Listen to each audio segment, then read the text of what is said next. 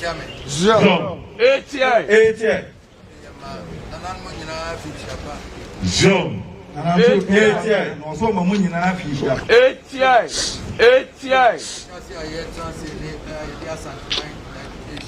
Jom.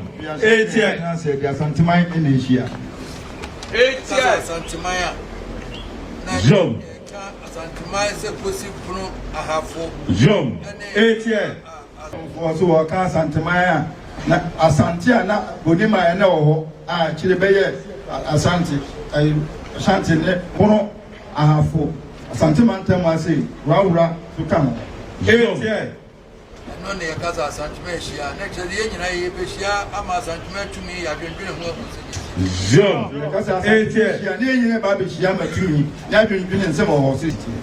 Jom. So Santimemu nya mane eno ne kakraka e wo man Santimemu nya. Jom. ATI. Asantia mane se inhyemu ne kese pa tumi pa kese pa no ene sanhyemu. Sanhyemu so ne de hihya Asantia mane ne de a che nyinara. Jom. Sanhyemu so Asantia mane ye de hihye ya ache nyane ye de tene no. Jom. ATI. Abai wa ye Bono region, Bono East. And I have since Nancy Abaka said, why Bono region, Bono East, and I have ATI. Jom. ATI. Western Ashanti, no, we or the Bono Ahafo region. And Bono Ahafo region. Jom. Samre no kwanu nkoma obi anim se no mpa ya sem nko o kan se ATI. Jom. Share me hihye no ohini biara baabi owo bia ende ensesa se okosum baabi osun. Jom. ohini biara baabi o biara ensesa oso okosum baabi na osum no. Jom. ATI. Abai dwuma ya se nkoso na eyinti no wo ya sa region. Jom. No ya sa abai mamuo nhye sa abai dwuma kokoso eno nti eno Pia no sum sikadwa bia ye tikko say ya Bono Ahafo region eno jese wo sum ha wo ye wanya fa ho die. Jom. bia sum sikadwa nse akoti sa region mantam na eno nkyere se wanya fa ho die ana se won sum sikadwa bio. Jom. ATI. Ye ne ayese ye tiwa ye kasa no me kai mu nyinara. Jom. Wo sum kan che mo ka mo titru o mo ho a mo kasa no wo kai wo biara. Jom. ATI. Jom. Ye ne macho sa chincha ye nshi obi so masumi. Wonya sa wo sum sikadwa. Anyuma bedu no di Dormaahene no try dey government boys school. Aha no so try me of agam chitu asa no go di Dormaahene. Jom. ATI. No try dey government boys school I say. Answer no okwa Dormaahene obesu ache na kwa asa na okwa Dormaahene. Jom. ATI. Teacher government boys. No, try dey government boys school.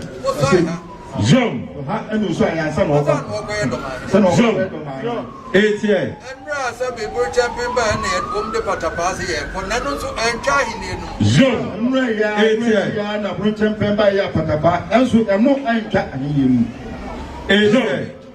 Sa tu okum Dormaahene kusima wodwane ko wampam me na me ye. Jom. Sabe opem so okum Dormaahene kusima wodwane ko wampam ona ye. ATI. Wodwane ko wampam no eye na ye penso. Jom. Mo wodwane ko wampam enye no enye penso. Etidan ATI. obi be so sesa abakosime wo ho. Jom. Abakosime wo ho e bia nim se sei na asie. Oh, opem so penso no. Adenti na na obi so wa be sesa no. Jom. ATI. Adenti na obi pe so sesa no. Jom. Bi ni ka sme kum Dormaahene kusia wo se yo ya. Jom. Ni ka se fun Dormaahene kusia pe na yo ya. ATI. No kura ekun na mpa. Jom. Yema obi biara akwaba eba Asante Heritage TV ewo YouTube. Bidin ede edu say mefa efidikese so na mabowra menhye efikese na mehira de oti krowi ene krari ene brari enwoma so na sei tutu abebio kuntun kantan boho one nana kunadu yadom na Asante ma di insurasonko ebe ma wo no mo ebru na me de enchasonko ama me maame na abna chirewa owo me na asankare man ma one nananom atena nkonwa ewo asankare eman mu nyina na me de enchasonko ama nana ya o supanyin nana yaw o supanyin eye kwabre wawase hene mede enchia sonko ebema no ebru mede enchia sonko ebema me ma bi nso a efre no Mavis ama yes Mavis ama Brago o US mede enchia sonko ebema no ede enase sonko so ama na ebru enche bia yewura ka asem ebra asanteman asetena otena ase oka asem bi se Bono and Ahafo a ene ya chem a ye wo Bono region ye wo Ahafo region first no mu nyina ekabom ya asante baako but na eho no mudin no na ye frɛ ho Western Ashantis na emu fa dodo no pay allegiance anase onum ebedi hene a omu si bibi ekire sante hene ne wa ma omu tumi abokasa ama wonum ama omu tumi de akotena ekurokuro so yewura okasa asem